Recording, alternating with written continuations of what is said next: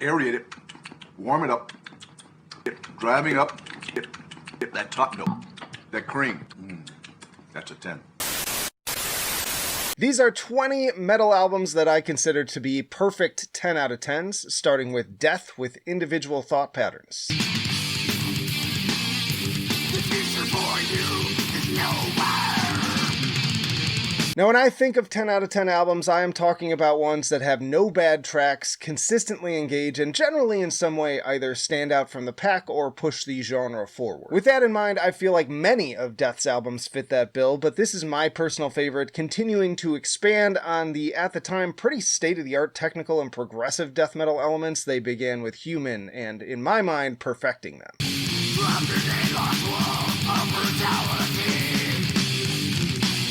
Also one of their best lineups of all time here with Chuck Andy LaRocque on guitar, Steve DiGiorgio on fretless bass, and Gene Hoglan on drums. To me, this feels like the perfect melding of the speed, intensity, and personality of their early albums with the more technical and melodic elements. Next up we have Emperor with In the Nightside Eclipse.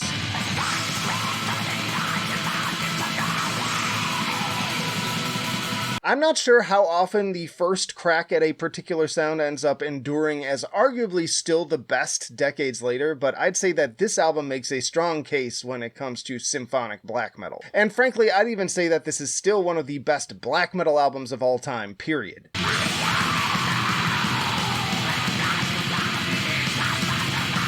Such incredible atmosphere, and especially impressive in a time where most of their peers were going for a more raw and minimalist sound. Start to finish masterpiece, this at once very much a product of its time, but still incredibly forward-thinking and timeless as a result. Then there's Opeth with Blackwater Park.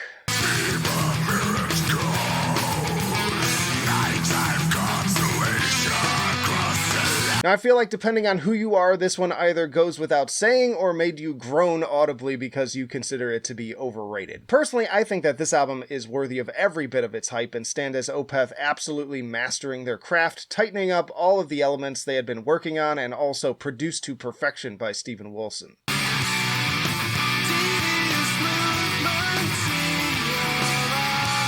From the opening notes of the Leper Affinity to the closing melodies of the title track, this truly is perfection. And for better or worse, there is a reason why so many bands list this album as an influence and have copied that galloping guitar style for years since. Next up is Septicflesh with The Great Mass.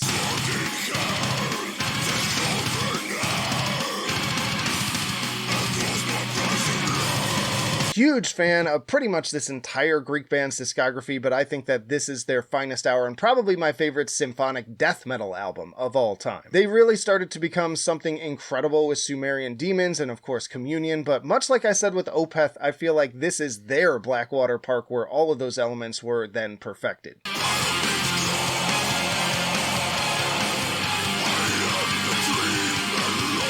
Every song here is incredible and sounds absolutely massive with the full orchestral backing. Personal favorites from me though include The Vampire of Nazareth, The Great Mass of Death, Pyramid God, and Mad Architect. Y'all, just a reminder, if you're enjoying the video so far, to hit the like button and also comment below your favorite 10 out of 10 albums. That really helps me in the algorithm. You can also share where you disagree with my picks. That is totally fine as long as you're respectful about it. But then we have Converge with Jane Doe.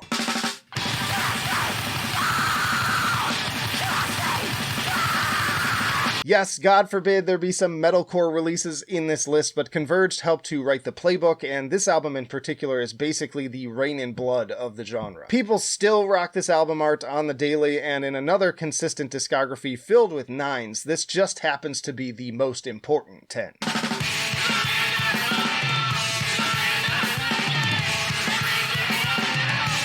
Absolute rager of a record that really captures what feels like the genuine unbridled emotions of a relationship catastrophically imploding. And with some Kurt Ballou riffs that still get stuck in my head regularly with the likes of Concubine, Distance and Meaning, and Fault and Fracture to name just a few. Then there's Meshuggah with Koloss.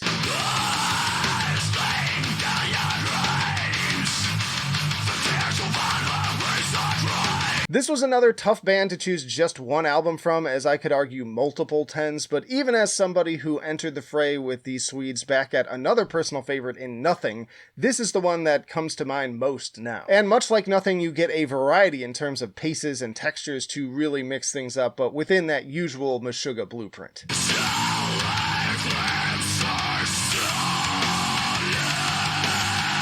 You've got the lumbering menace of I Am Colossus, the groove machine of Do Not Look Down, the maniacal tapping of The Demon's Name is Surveillance, the frantic sliding on Marrow, and the mega djent mosh pit anthem Demiurge. Absolute powerhouse of an album and incredibly infectious, so much so that I'd call it a killer gateway album as well. Then there's Windir with 1184.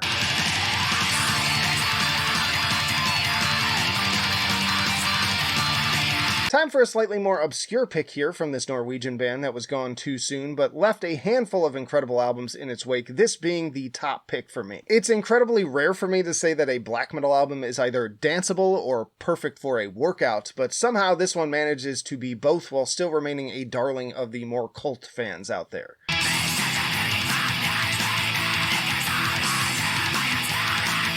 The minute I pressed play on Todeswalzer, I fell in love, but then I stuck around for the entire experience from the folky riffs to the windswept synths. Not a dull moment on this thing, and with more highlights like Dance of the Mortal Lust, Hydra, and Destroy, it is a must whether you generally enjoy the genre or not. Then there's Poison the Well with You Come Before You.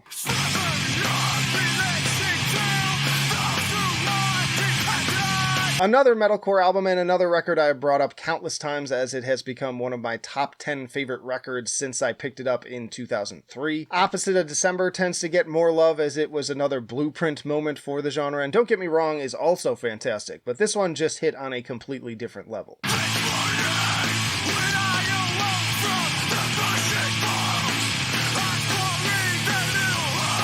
Such a dynamic mix of barn burners and slower, more introspective moments. Also one of my all-time favorite album openers in Ghost Chant. I can't say how excited I am to hear their new material, but regardless, I feel like no matter what age I am when I go back to it, I always get something new from this one. Then there's the Black Dahlia murder with Unhallowed.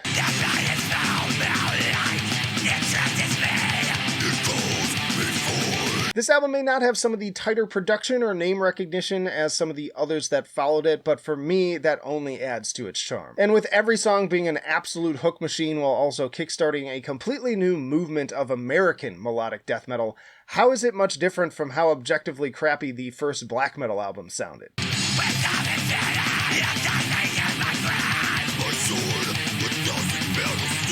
Personal favorites for me here include Funeral Thirst, Elder Misanthropy, and Closed Casket Requiem, but again, I love them all. It's so obvious to me why it rocketed them to the top of the scene so quickly off of this one. Then there's Enslaved with Esau.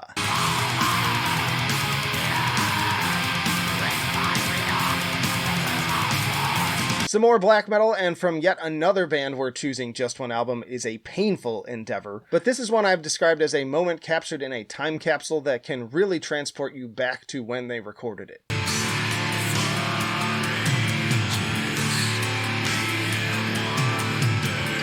It's an album that truly helped move them from being just another second wave black metal band to a monument of progressive music as well. No surprise that it's commonly cited a favorite among many fans, and I don't think I'm overselling it in describing it as a truly transcendent and meditative experience. Then there's Protest the Hero with Volition.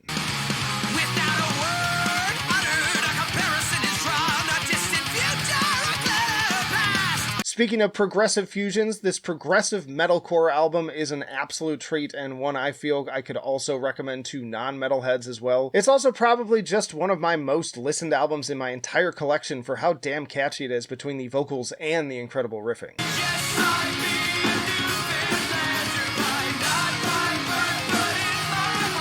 From the opening notes of Clarity and headbanging energy of Yellow Teeth to the tragic Platos and blissful Mist, this is, again, absolute perfection. I think burgeoning guitar players in particular will find plenty to dig into here, as not a second is wasted on anything short of true mastery. Damn. Then there's Behemoth with the Satanist.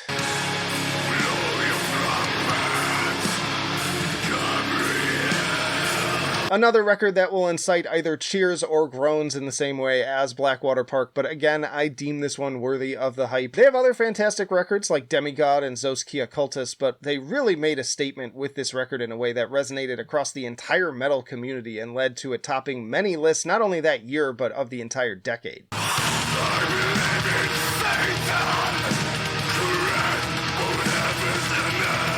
Amazing riffs and also more of a kind of dramatic sort of stage performance vibe to the vocals. Some again would call it overrated, and that's fine, but I genuinely consider it to be one of the most important metal albums of the last 20 years. Then there's Lamb of God with As the Palaces Burn. This is the rise of the sun, the end of all progress. There is not a single track here that isn't brimming with bloodlust, from the opening call to War of Ruin to the always sneer-inducing 11th Hour, a song that transfixed me to the point that I can remember where I was vividly the first time that I heard it. Especially in a time where Pantera had called it quits, these guys really ushered in a new era of groove metal, and one that was darker and heavier than ever before.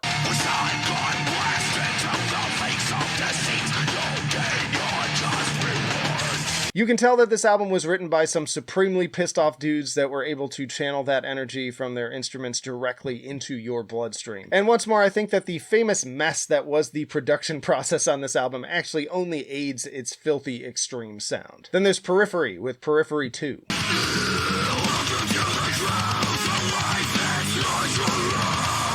Love 'em or hate 'em, these guys have amassed a loyal audience for a reason, and there is no denying the talent when it comes to songwriting and instrumentation. And while I'd grade pretty much all of their albums also at a 9 or higher, this is probably the one that I go back to the most.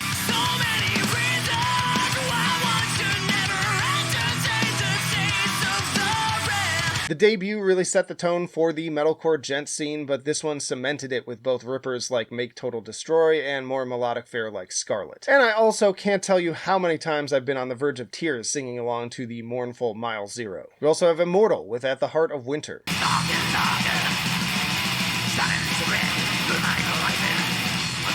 One last black metal pick for you, and another that, like Emperor, I would put in my top 10 of the 90s, probably top 5 even. It's easily their best, really combining their penchant for thrashier riffs with the icy cold atmosphere that's enough to give you goosebumps just listening.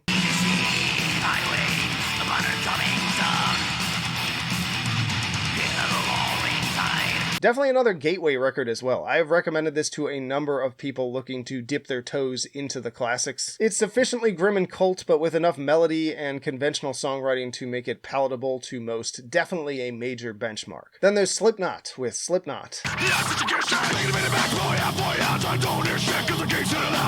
I consider myself fortunate that my first metal album that I listened to from start to finish was also one that I still consider to be a true monument. Without that, I might not be here making this video today. And man, did it blow my mind from the moment I pressed play on Sick on my Discman.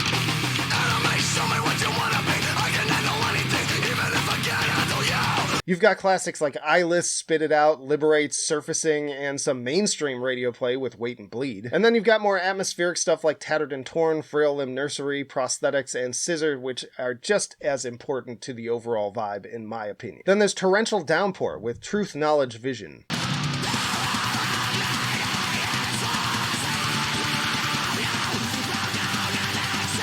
Sneaking in on an underdog here with this New Jersey band that I not long after actually ended up befriending here on the channel. These guys are certainly fans of mathcore legends like the Dillinger Escape Plan, but also things like Dream Theater, making for a killer fusion of progressive technicality.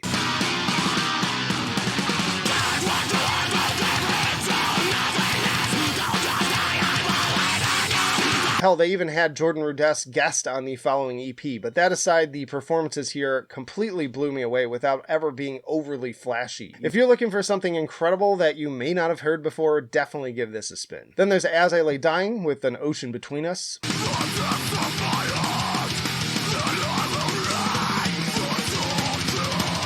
Unfortunate that vocalist Tim Lambesis has seemingly proved himself to be not a great person for the second time last year, but that will never take away how important this album has been to me over the years. I still remember when I first picked this up on a carpool trip from the dorms to Target and blasted it all the way home and countless times since.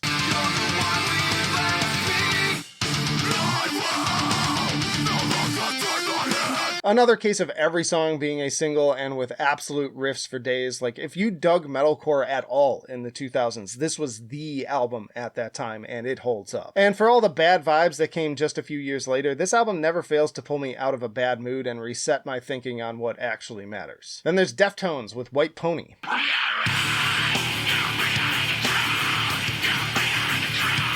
Argue how metal this one is, but for 2 decades now, this has also held firm as one of my overall favorite albums of all time. It's where Deftones transcended their nu metal roots and situated themselves as a band that would arguably be the last one standing, still making truly great albums to this day.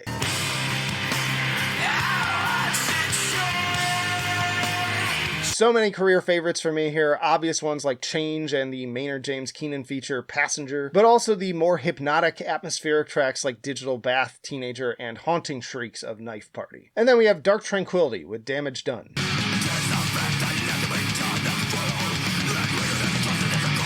I have lost count of how many videos I brought this album up in at this point, but even after all these years, I consider it to be the pinnacle of what Gothenburg Melodeath had to offer. Some might go with the equally impressive albums in this so-called trilogy with Character or Fiction, but this is my favorite to put on and hum every single note.